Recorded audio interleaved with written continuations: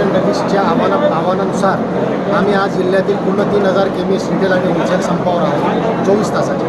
आमच्या मागण्या अशा आहेत की आमच्या व्यापारासोबत आमच्या मागण्या ज्या आहेत त्या लोकांच्या आरोग्याशी निगडीत पण आहेत. ऑनलाईन फार्मसी जे की पूर्णरित्या बेकायदा आहे, इलिगल आहे, त्याच्यावरती भस्मासुरासारखं डिस्काउंट देऊन लोकांना डायरेक्ट प्रलोभन देऊन जी औषध विक्री सुरू आहे यामध्ये भरपूर प्रमाणात स्पुरियस म्हणजेच डुप्लिकेट औषधांचा सुळसुळाट झालेला आहे.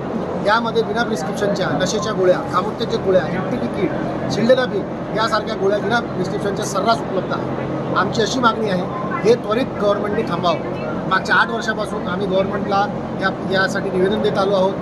आम्ही कोरोनाच्या काळामध्ये पूर्ण खांद्याला खांद्या लावून गव्हर्नमेंटचं काम केलं. आमचे पूर्ण भारतामध्ये 462 केमिस्ट यामध्ये दगावले रुग्णसेवा देता. समजा आज आमची व्यापाराची हेळसांड होत असेल, लोकांच्या सामान्य जनतेच्या आरोग्याची खिलवाड होत असेल तर गव्हर्नमेंटने त्याच्यामध्ये अर्जंटमध्ये हस्तक्षेप करून जो GR आहे तो त्वरित कॅन्सल करून ऑनलाईन फार्मसी बंद करावी ही आमची नेटाची मागणी आहे.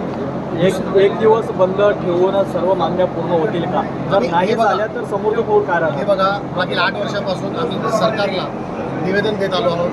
कोरोनाच्या काळामध्ये आम्ही त्याचा पाठपुरावा केला पण तो काळच वेगळा होता, पण तरी आज गव्हर्नमेंट ऐकत नाही आहे. आज आम्ही 1 दिवसाचा संप पूर्ण भारतात 12.5 लाख केमिस्ट याच्यामध्ये सहभागी आहेत. आम्ही असा आमच्या समजा मागण्या रास्त असतील तर त्याच्यामध्ये सकारात्मक विचार झालाच पाहिजे आणि समजा विचार झाला नाही तर पुढे हा संप पुढच्या काळामध्ये बेमुदत सुद्धा होईल याची शासनाने दखल घ्यावी. असोसिएशनचं 8 वर्ष असं वाटते गव्हर्नमेंटचं काम आहे लोकांना रोजगार उपलब्ध करून देणे, अन्न पुरवणे, शिक्षण देणे, त्यांची काळजी घेणे. समजा 12.5 लाख केमिस्ट आणि त्याच्यावर अवलंबून असलेला त्यांचा परिवार, त्यांचे कर्मचारी, त्यांचा परिवार असे 4 ते 5 कोटी जनतेच्या पोटा पाण्याचा प्रश्न समजा गव्हर्नमेंट विचार करत नसेल तर मग गव्हर्नमेंटच विचार करावा की त्यांच्या गव्हर्नन्समध्ये काय सुरू